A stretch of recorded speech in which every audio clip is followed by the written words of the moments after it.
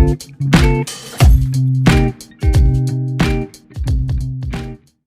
everyone! Welcome to Ethics Unveiled, Navigating Social Dilemmas in the Philippines.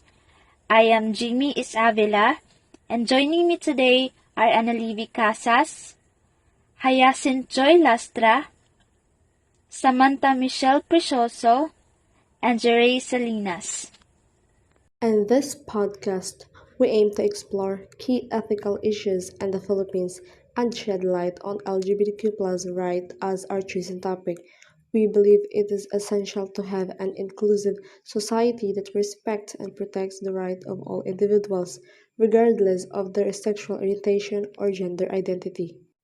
Today, we will discuss the challenges faced by the LGBTQA community in the Philippines and analyze this issue through the lens of various ethical theories. By examining the ethical dimension of LGBTQA rights, we hope to foster a deeper understanding of the topic and encourage positive change. Yes, that's right. To provide context, let's look at some statistics related to LGBTQ rights in the Philippines. According to a recent survey, only 15% of the LGBTQ population feel fully accepted in our society. This highlights the urgent need to address the discrimination and inequality faced by this community. This issue is further compounded by discriminatory laws and social stigma. So, for instance, same-sex marriage is not legally recognized in the Philippines, limiting the rights and protections for LGBTQ individuals. Additionally, transgender people often face challenges in accessing appropriate health and education. Yes, now let's delve into some real-life examples to illustrate the challenges faced by the LGBTQ community in the Philippines. We'll discuss cases of discrimination in employment, denial of services, and the impact on mental health.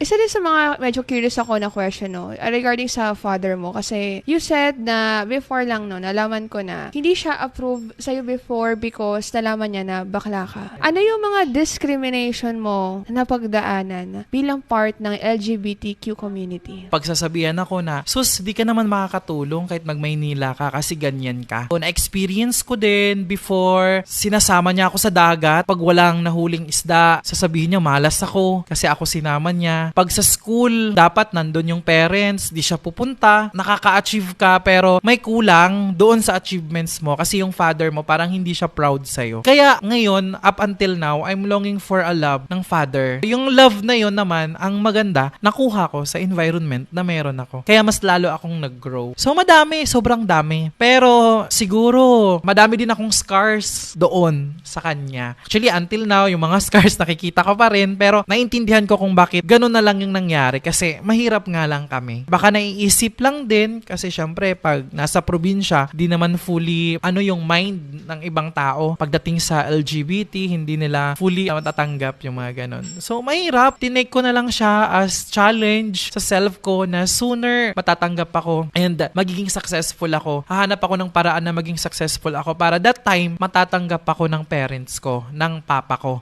For instance, there have been cases where LGBTQ individuals have been denied employment opportunities solely based on their sexual orientation or gender identity. This not only infringes upon their rights but also perpetuates a cycle of inequality and exclusion. Moreover, the lack of legal recognition for transgender individuals often leads to difficulties in obtaining official documents that reflect their gender identity. This creates barriers to accessing healthcare, education, and other essential services. And now, let's analyze the issue of LGBTQ rights through the lens of selected ethical theories. We will explore theories such as utilitarianism, deontology, social contract theory, and feminist ethics. By applying these ethical theories, we can evaluate the implications and challenges surrounding LGBTQ plus rights in the Philippines. So, for example, utilitarianism would consider the overall happiness and welfare of the LGBTQ plus community, while deontology would focus on the moral duty to respect their rights and autonomy. Additionally, social contract theory helps us examine the social and legal obligations society has toward LGBTQ plus individuals, while feminist ethics highlights the importance of gender equality and dismantling patriarchal norms that perpetuate discrimination. In this segment, let's engage in a dialogue and explore different perspectives within our group. We'll discuss the moral, cultural, and religious aspects related to the LGBTQ rights. By understanding different viewpoints, we can foster empathy and bridge gaps in understanding. While some argue that traditional cultural and religious values should be upheld, we must also consider the principles of equality, human rights, and social justice. It is essential to find common ground and work towards a more inclusive society that respects the dignity and rights of all individuals. So, to summarize, we have highlighted the challenges faced by the LGBTQ plus community in the Philippines and examined the issue through various ethical theories. It is clear that there is a pressing need for societal change to ensure equal rights and protections for all individuals, regardless of their sexual orientation or gender identity.